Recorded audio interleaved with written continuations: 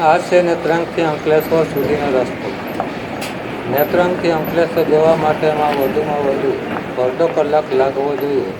તેની જગ્યાએ હાલમાં 1.5 કલાકથી ઉપર લાગી શકે એમ છે. રાહદારીઓ માટે મોટો માથાનો દુખાવો છે. ટુ વ્હીલર ધારકોને તો ધૂળ એટલું ઉડે છે કે કોઈ વાહન આવે તો દેખાવાનું મુશ્કેલ છે. એક્સિડન્ટ થવાનો પણ ભય છે. આ રસ્તે નીકળવા માટે રાહદારીઓએ ઘરેથી મેકઅપ કરીને આવવાની જરૂરત નથી. અહીંયા ઓટોમેટિક મેકઅપ મળી જાય એવું છે. આ રસ્તેથી લોકો એટલા કંટાળ્યા છે, પણ શું કરે, જરૂરી કામ અર્થે માણસને નીકળવું પડે છે. ક્યાં આવ્યા તમે?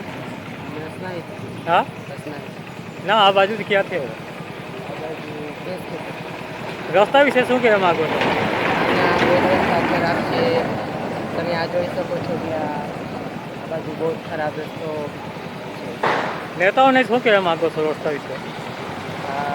તમે નેતા લોકો રસ્તા બી બનાવી આપતા ને આ બધું વાહનો બી બધા રસ્તા. સરકારને શું કહેવા માંગો છો તમે? અમે સરકારને એટલું કહેવા માંગીએ છીએ કે રસ્તા બનાવો. અમને અહીંયાથી નેત્રંગથી તો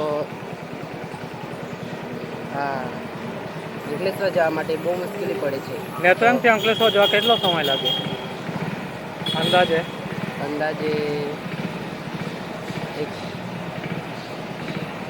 તમારું નામ બોલો. મારું નામ નીતિન કુમાર શાંતિલાલ છે.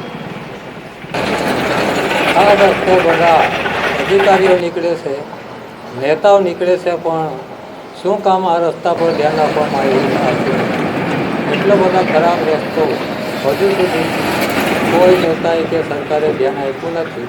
અહીં ટુ વ્હીલર ધારકો માટે માથાનો દુખાવો સાબિત થાય એવું છે.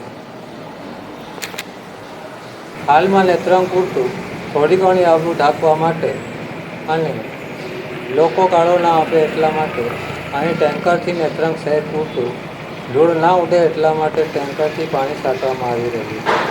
એટલે થોડી ઘણી લોકો ગાળો ઓછી આપે એટલે આ કામ ફક્ત નેત્રંગ શહેર પૂરતું છે કે અહીં પાણી છાંટવામાં આવે છે, જેના કારણે લોકો ગાળો નહીં આપે.